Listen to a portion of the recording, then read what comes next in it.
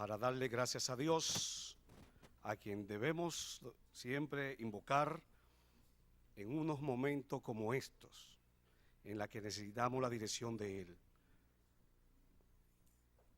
Dios, Padre Celestial, te damos gracias por este momento que tú nos has permitido estar aquí reunidos para darte gracias y dirígenos en todo lo que vamos a hacer en esta hermosa tarde. Bendice a cada uno de nosotros, de manera especial al doctor Jorge Adalberto Martínez, quien es el autor del libro que tú le va a permitir la puesta en circulación de esta tarde, de manera que nos bendiga y nos dirija. En el nombre de Jesús. Gracias. Y a todos ustedes pueden sentarse. Muchas gracias. Damos gracias a Dios por permitirnos estar aquí reunidos en este hermoso lugar. A doña Julia, al grupo Pereyó, José Canalizador, a todos ustedes por estar aquí en esta tarde.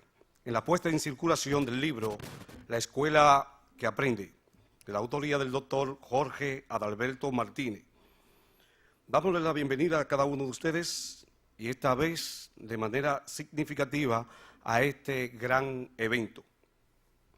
Vamos a tener la palabra de bienvenida a cargo del director del distrito 0304, licenciado Porfirio Pérez. Si ustedes requieren, vamos a recibirlo con el aplauso merecido. Muy buenas tardes a todos y todas.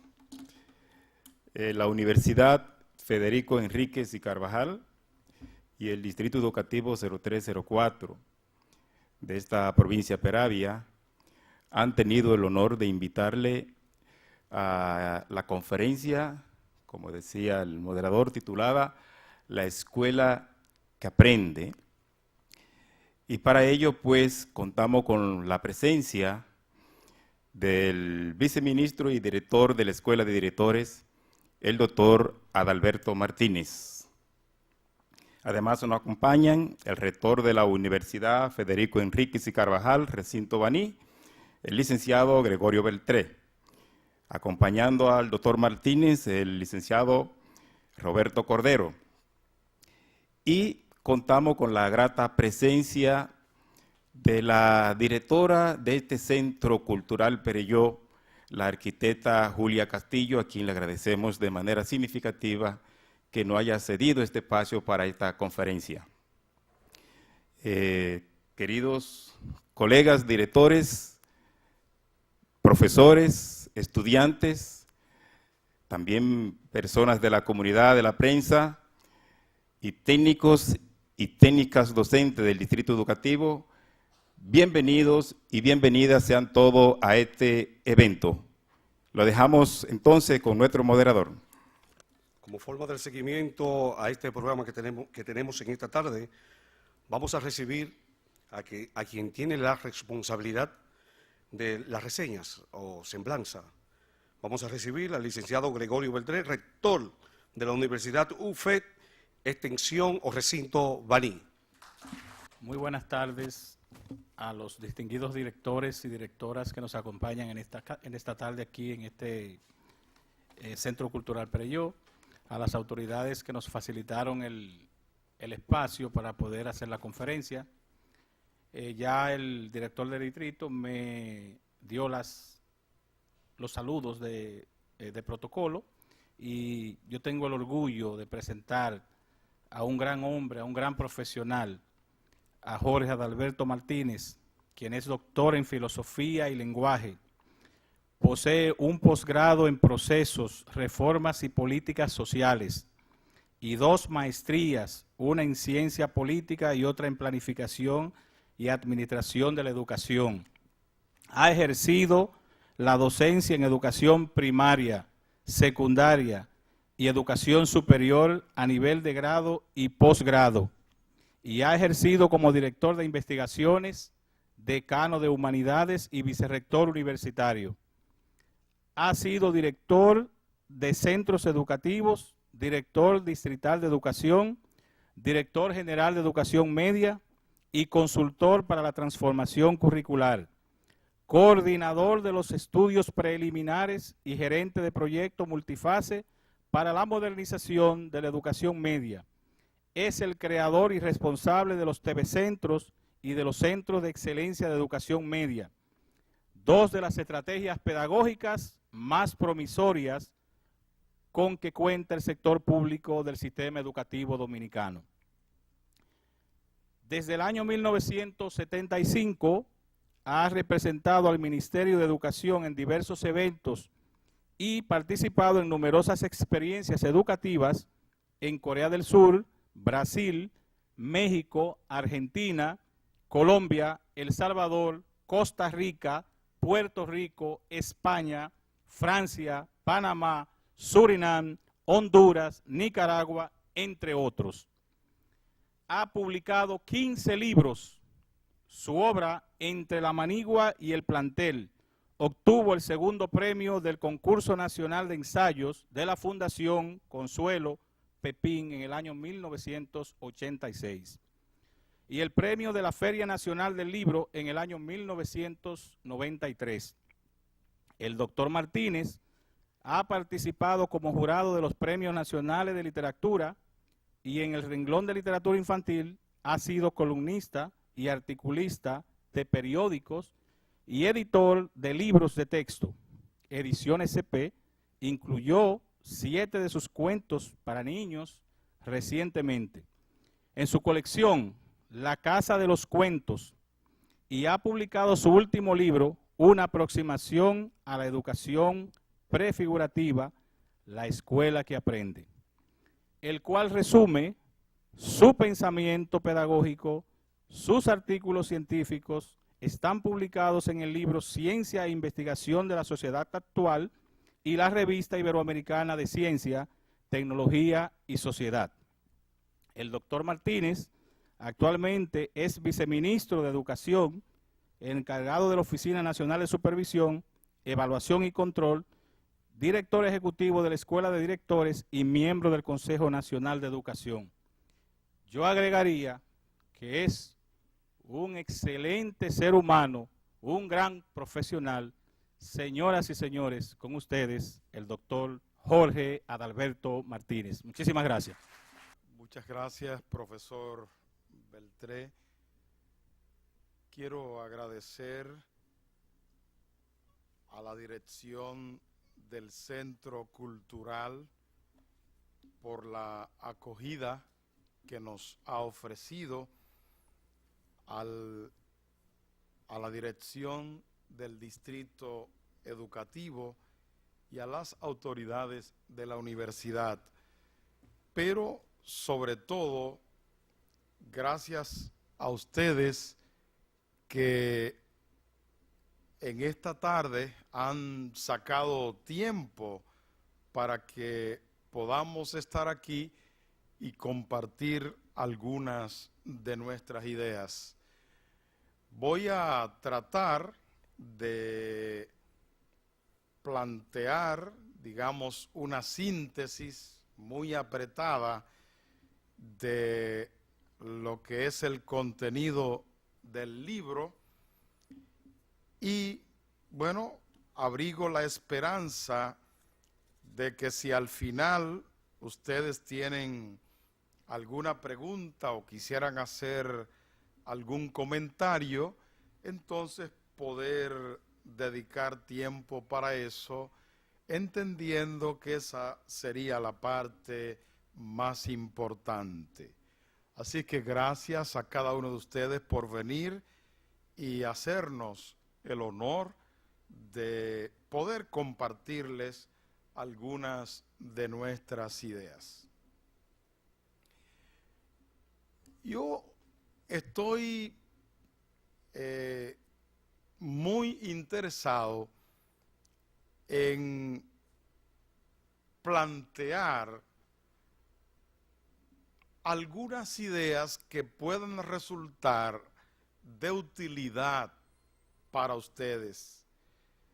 No se trata de decir algunas cosas buenas o bonitas, nada más, Se trata de que las ideas claves a ustedes les sirvan para hacer algo con ellas, que ustedes puedan de alguna manera enriquecer su propio pensamiento, sus propias elaboraciones y sobre todo ensanchar y mejorar, si es posible, la visión que tienen del mundo, la visión que tienen de la sociedad. Cuando planteo el tema de la educación, quisiera que no nos quedemos en la educación pura, porque la educación pura no se da. Es más, yo estoy convencido, y no solo yo, muchísimos otros investigadores están convencidos de que los problemas principales y más importantes en materia de educación, las principales cuestiones que afectan a la escuela no son problemas pedagógicos, son problemas sociales y son problemas económicos. Si es así, entonces, sería un vano empeño plantear la cuestión pedagógica, que es menor, dejando la cuestión mayor, que es la cuestión social, que es la cuestión económica. Estamos en una región que todos conocemos, América Latina. Y América Latina ha alcanzado algunos títulos por llevarse el premio en determinados aspectos, en determinadas cuestiones.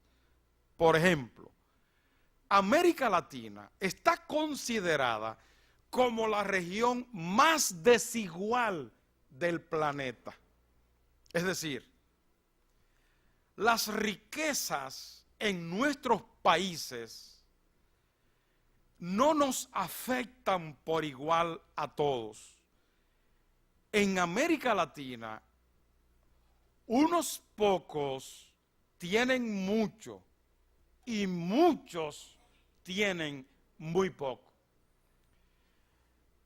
Los niveles de desigualdad que hemos alcanzado en América Latina han llevado a los economistas a plantear un concepto que es relativamente nuevo aplicado a la economía.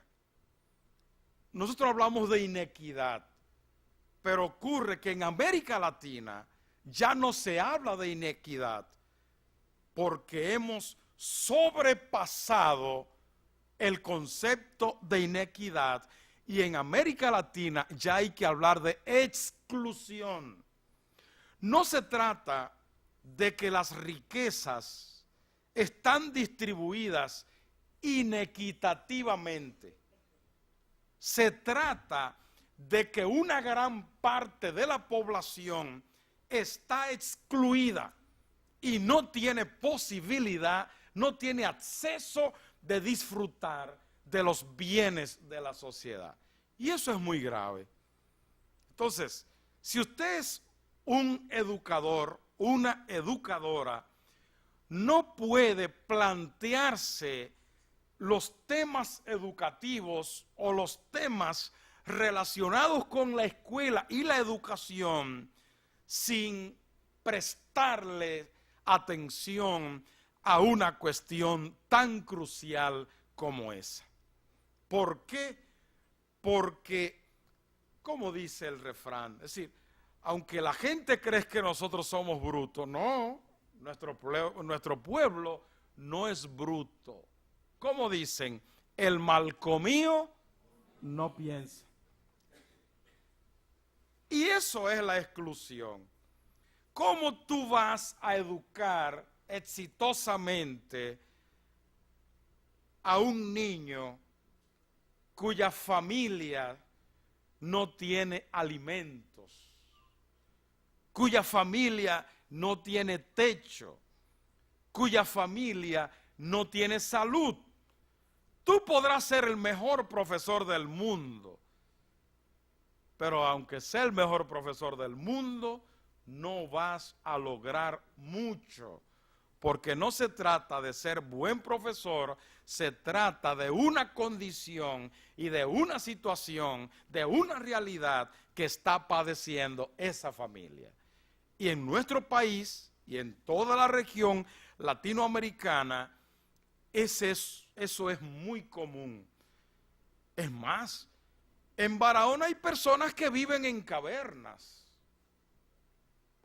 Quizá ustedes piensan que aquí, sí, aquí, en la República Dominicana.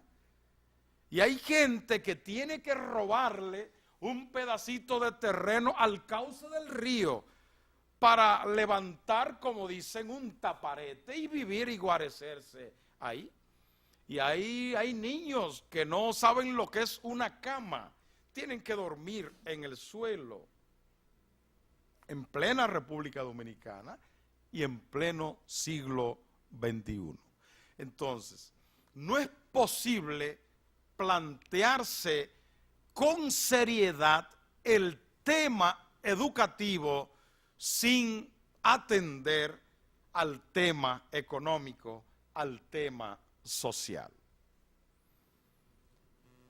Hay una situación que nos pone, digamos, en la cuerda floja.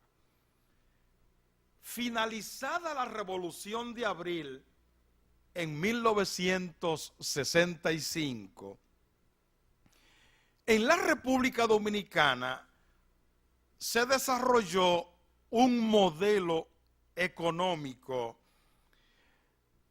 tendiente a la generación de nuevos empleos. La economía dominicana, repito, a partir de la finalización de la Guerra de Abril de 1965, se desarrollan las zonas francas industriales como un modelo de desarrollo económico llamado a generar miles de empleos. Les pregunto a ustedes, ¿eso es bueno o es malo? Es bueno, ¿verdad? Muy bien. Para que las zonas francas prosperen y se mantengan, hay una condición básica, hay una condición fundamental, y es que la mano de obra sea barata. Si la mano de obra encarece, las industrias se van a otros países y se establecen allí porque la mano de obra allí es más barata. ¿Es así o no es así? Muy bien. ¿Y cuál es la mano de obra más barata? La ignorante, la analfabeta, la impreparada, la menos calificada. Entonces, fíjense el conflicto que se genera en la República Dominicana. Necesitamos la generación de empleos, pero es un modelo económico que atenta en contra de la escuela, atenta en contra de los pobres, atenta en contra del país mismo. ¿Por qué? Porque todos sabemos que la única esperanza que tienen las familias pobres de salir de su situación, ¿cuál es? La educación. La educación. Incluso el pasado presidente Fernández decía que solo la educación salva a la República Dominicana. Fíjense qué problema. necesitamos los empleos, pero necesitamos que la gente aprenda a leer y escribir, que la gente se forme, que la gente se eduque, que la gente se desarrolle, que la gente crezca. Entonces, ¿cómo yo, educador, puedo pensar que puedo plantearme el tema educación sin plantearme el tema económico? Imposible. No entender el tema económico significa no tener posibilidad de entender el problema de la escuela, el problema educativo. Por lo que le dije, porque los problemas principales de la escuela, de la educación, no son pedagógicos, son económicos, son sociales.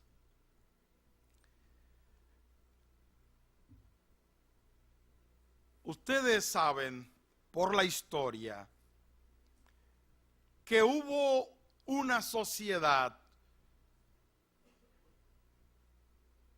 nómada, es decir, las familias no se asentaban, no se establecían, no tenían un fondo donde se quedaba la familia y entonces alrededor de la casa, alrededor de la vivienda, había una determinada producción. No. La sociedad, esa sociedad nómada, era una sociedad recolectora. Sobrevivían de lo que producía la naturaleza y no de lo que se sembraba, no de los animales que se criaban. Las familias nómadas vivían o sobrevivían de un pez que había en el río o en la laguna o en el lago, o de un mango que caía, o de un aguacate o de un coco que encontraban ahí y donde había estos productos, estos frutos a la disposición de todo el mundo. Yo les pregunto,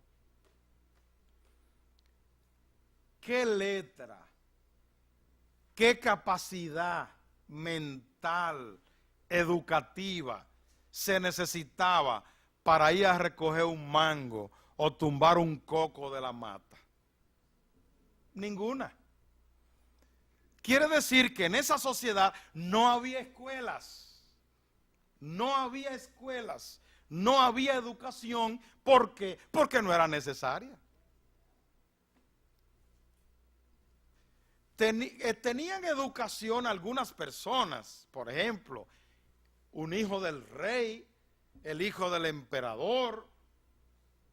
Entonces, ese señor quería que su niño, varón, si era hembra no, si era hembra no, que el varoncito se lo criara la persona del pueblo más entendida. Y entonces lo traía a vivir al palacio real, y entonces el niñito tenía a su lado a un maestro que era el sabio del pueblo. ¿Ustedes recuerdan más de un alumno que tuviera Sócrates? No. ¿Ustedes solo recuerdan a Platón como alumno de Sócrates? ¿Ustedes recuerdan los alumnos de Platón? Uno solo, Aristóteles, porque no había educación tal como nosotros la conocemos, porque no era necesario. Solamente sabían leer y escribir los monjes que vivían en los monasterios y los hijos del emperador, si era varón, especialmente el mayor de los hijos que había allí. Pero esa sociedad fue sustituida por otra. A partir de cuando las familias se asientan en un determinado predio, en un determinado lugar, entonces comienzan a sembrar, comienzan a cultivar la tierra. Esa es una sociedad que ustedes y yo conocemos como la sociedad agraria, una economía agraria donde se siembra un plantón de yuca, se siembra una caña, se siembra una semilla y repolla. Y ahí entonces las familias viven, se sostienen ¿de qué? De lo que siembran, de lo que cultivan, de lo que cosechan. Ahora, para eso se necesitaba ¿qué? Fuerza bruta. No se necesitaba más nada. Se necesitaba tener un palo que se clavaba para hacer un hoyo y ahí poner una semilla que iba a germinar, iba a crecer. O sencillamente hacer un hoyo y poner unas plantitas ahí de yuca para que la yuca brotara, o de cepa de plátanos o de rulo o de guineo, para que de ahí entonces viniera la planta y hubiera la producción. Esa sociedad tampoco tenía escuelas. ¿Por qué? Porque no era necesario. Para sembrar yuca no necesitaban saber leer y escribir. Para sembrar una semilla de mango no necesitaban leer y escribir. Para sembrar un gajo de caña, pues no se necesitaba al Centro Cultural Perelló ni nada por el estilo, ¿verdad? No existían centros tan lindos y tan importantes como este, porque no eran necesarios. Pero ¿qué ocurre? ¿Qué ocurre? En el año 1768, 1733, es decir, en el siglo XVIII, se inventó la máquina de hilar, de hacer hilos para hacer tela. En 1768 se inventó la máquina de vapor. En 1801, ya en el siglo XIX, se inventó la pila eléctrica. En 1802 surgió la iluminación de gas. En 1803 se inventó la locomotora de vapor. En 1814 se inventó el ferrocarril. En el 1866 la dinamita. En el 1876 el teléfono. En 1876 también el frigorífico. En 1877 el fonógrafo.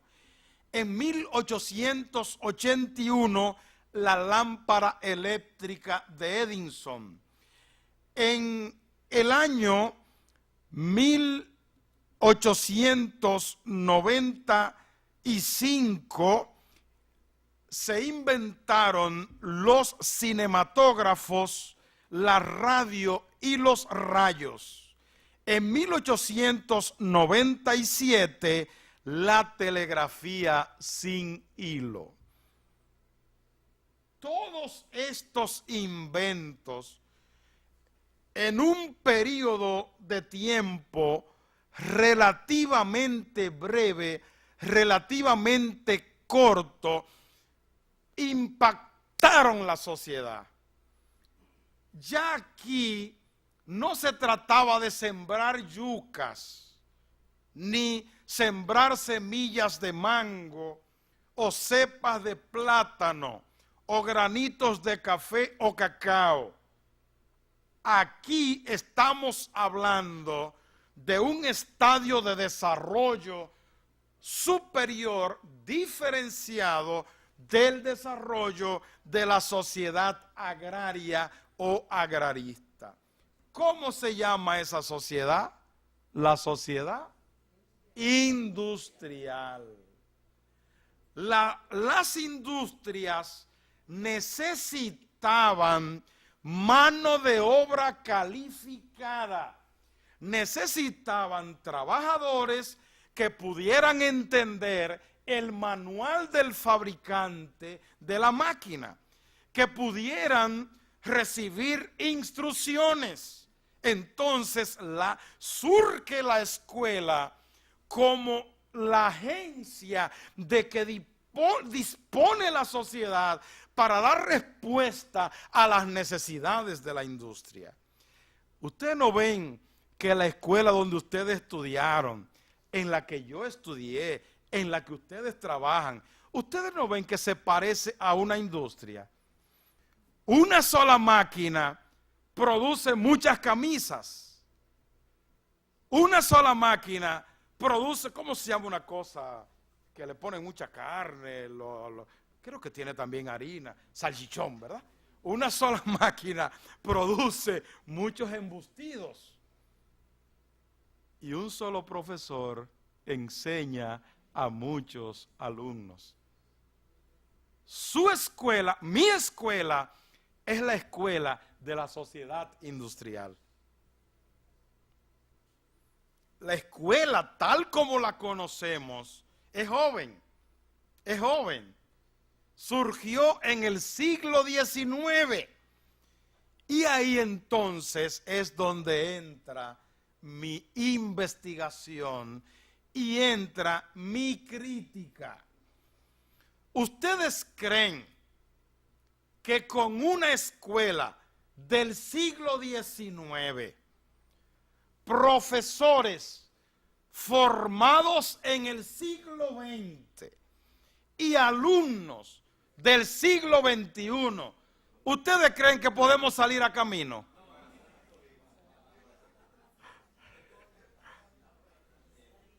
Y señores, ese es mi planteamiento y ese es el problema que yo trato en el libro. Cómo, si la sociedad cambió, cómo nosotros pretendemos que la escuela va a ser de calidad haciendo lo mismo. Haciendo lo mismo se tienen que los mismos resultados. Nosotros queremos resultados diferentes haciendo las mismas cosas. ¿Eso es posible? No. Entonces ustedes son cómplices conmigo, ¿verdad? Si ustedes dicen que no, entonces vamos a ver cómo entre todos entendemos y resolvemos este problema. En los últimos 50 años, en América Latina, ha habido reformas educativas en Perú, en Chile, en Argentina, en México, en Uruguay, en Brasil, en El Salvador y hasta en la República Dominicana. De esas reformas de los últimos 50 años, ¿qué es lo que le ha quedado a los países? Ustedes saben, las deudas. Las reformas educativas en ningún país han resuelto el problema de la calidad de la educación. Es más, cuando se hacen los estudios internacionales, ni un solo país de América Latina califica. ¿Cómo? Ni Chile, ni Chile. Ni México, ni México. Ni Brasil, ni Brasil. Ni Argentina, ni Argentina. No hay un solo país de América Latina que figure en el ranking mundial de los sistemas educativos de calidad. Hasta Estados Unidos, que es malísimo, es mejor que nosotros.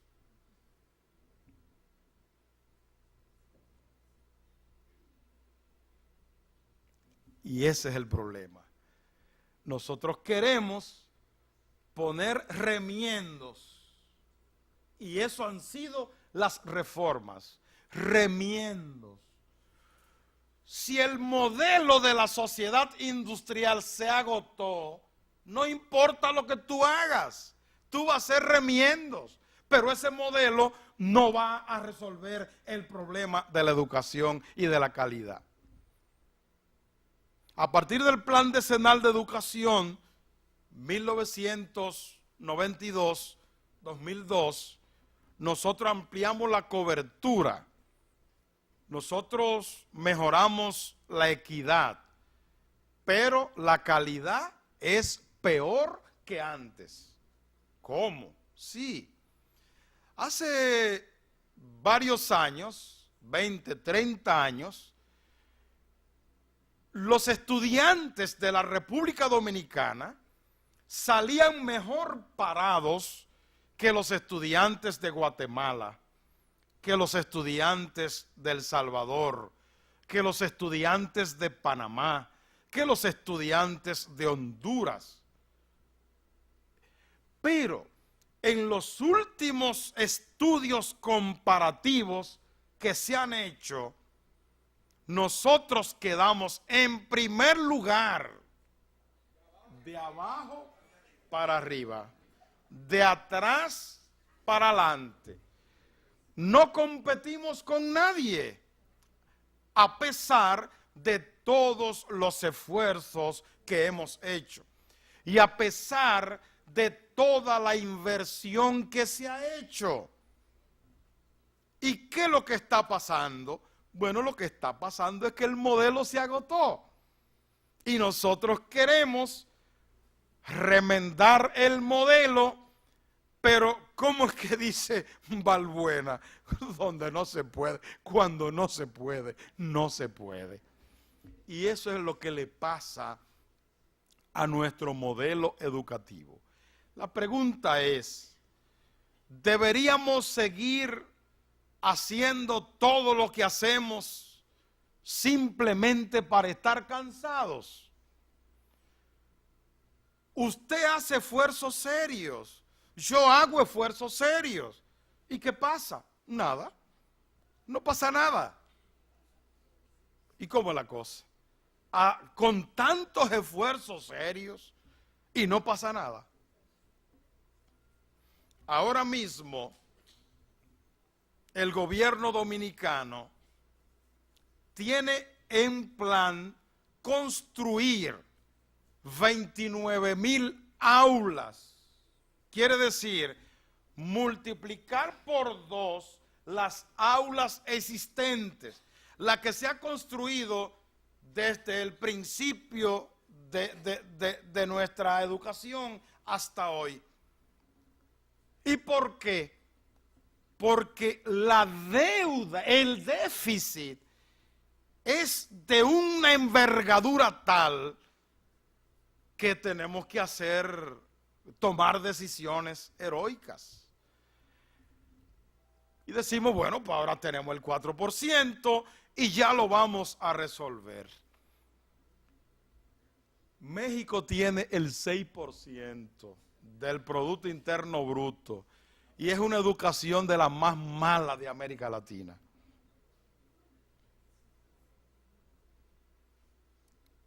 Estados Unidos invierte como el 7% y escuelas que sirvan en Estados Unidos nada más hay como 5.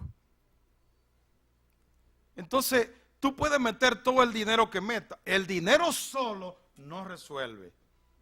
Tiene que acompañarlo de algo más. Pero ese algo, ¿dónde está? ¿Cuál es? ¿Cuál es? Porque todas las fórmulas que hemos aplicado hasta ahora han sido fórmulas fallidas. Fórmulas fallidas. Yo tratando de encontrar respuesta, he ido a ver modelos, he ido a ver sistemas educativos, escuelas buenas en muchos lugares del mundo. Sin embargo, yo encontré una investigación, un librito que escribió una antropóloga, no una pedagoga, una antropóloga norteamericana llamada Margaret Mead. Margaret Mead, estudiando su libro, estudiando su investigación, entonces yo encontré el camino, vi la luz que yo estaba buscando, porque parece ser la respuesta que yo necesitaba con toda la investigación que estaba haciendo. Margaret Mead, en su libro Cultura y Compromiso, estudia las distintas generaciones y cómo una generación se relaciona con la otra generación y cómo la generación sustituta recibe algún tipo de beneficio de la generación anterior. Y Margaret Mead encontró que una generación tenía como ideal el ideal de los viejos, el ideal de los abuelos. Todo el mundo quería ser como los mayores y todo el mundo aprendía de los mayores. Solo los mayores sabían, por tanto, era necesario seguir los pasos de los mayores, los pasos de los adultos. Y a esa relación, a esa sociedad, Margaret Mead la llamó posfigurativa o posfiguración. Los adultos figuran en forma posterior a ellos mismos. Por eso ella encontró que esa era una sociedad posfigurativa. Solo los adultos conocían, sabían, tenían la orientación del mejor camino. Y los niños y los jóvenes trataban de caminar de acuerdo a las pautas de los adultos. Posfiguración. Ella siguió estudiando y encontró que habían otras sociedades donde los niños y los jóvenes recibían de los adultos, pero ellos mismos también daban. Ellos aprendían de los adultos, pero también enseñaban, aprendían de ellos mismos, de su propia generación. Y ella llama a esa sociedad cofigurativa. Eran sociedades cofigurativas, sociedades horizontales, donde yo te doy y tú me das. Yo te enseño y tú me enseñas. Siguió estudiando y encontró una sociedad totalmente distinta, con unas relaciones totalmente diferentes a las relaciones de esas dos sociedades. Yo no sé si ustedes saben que a partir de la caída del muro de Berlín en 1989 se inaugura un nuevo concepto en la sociedad mundial, en la sociedad universal. A partir de 1989 comienza a nacer unos niños distintos, unos niños diferentes a los que nacimos antes de 1989. Los nacidos antes de 1989 estamos PM. Pasado meridiano. Yo tengo un teléfono aquí. He estudiado el manual como 15 veces. ¿Y saben todo lo que yo le saco a este teléfono? ¿Qué es? Hacer una llamada o recibir una llamada. Porque yo soy de teclas y de cuerdas y esto es cultura digital. Cultura digital. Si yo quiero saber algo del teléfono, tengo que preguntarle a mi nietecita, que no tiene que estudiar ningún manual, y ella sí sabe todo lo que se le puede sacar a este teléfono. ¿Por qué? Porque ella es nativa digital, mientras yo soy inmigrante digital. Los nacidos a partir de 1989 son los que constituyen una generación que se llama la generación Z. La generación Z. También a esos nacidos a partir de 1989 se les llama los Homo sapiens, con doble P y con Z. No el Homo sapiens que nosotros conocemos, sino un Homo sapiens con Z y con doble P. Es un sapiens totalmente distinto al anterior. Si no lo creen, es muy fácil. Hagan un ejercicio. Pónganse delante del monitor de la computadora y hagan algo. ¿Qué hacemos nosotros, los nacidos antes de 1989? Lógicamente, ¿verdad? Vamos paso a paso. 1, 2, 3, 4.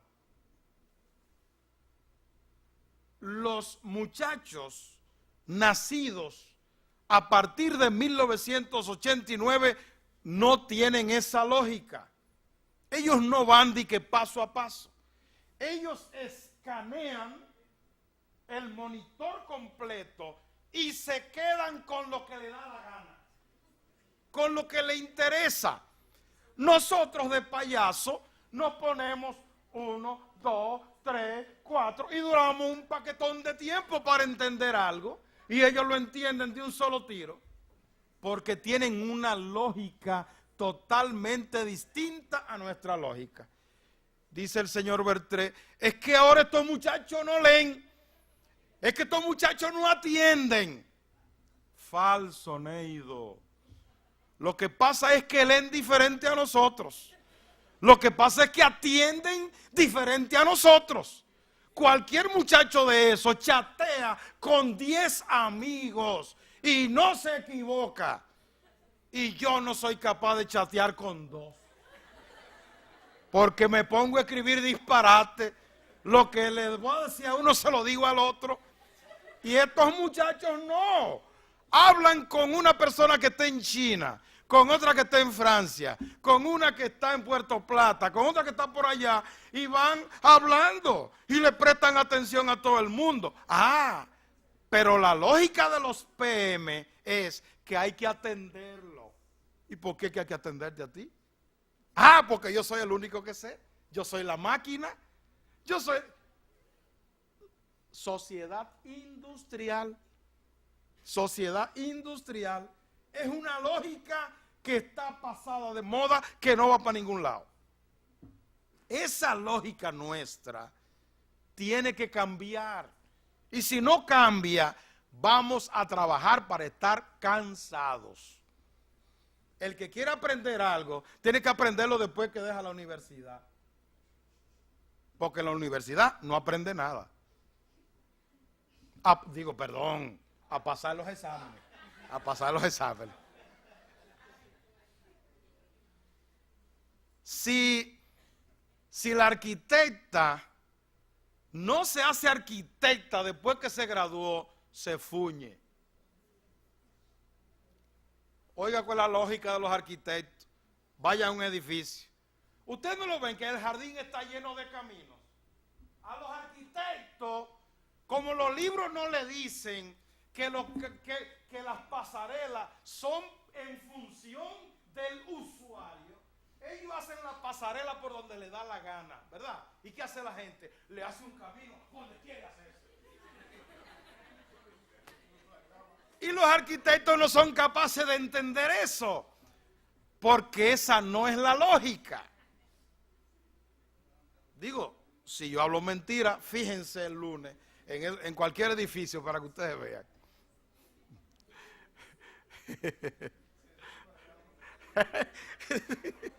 Cada quien hace su propio camino. Bueno,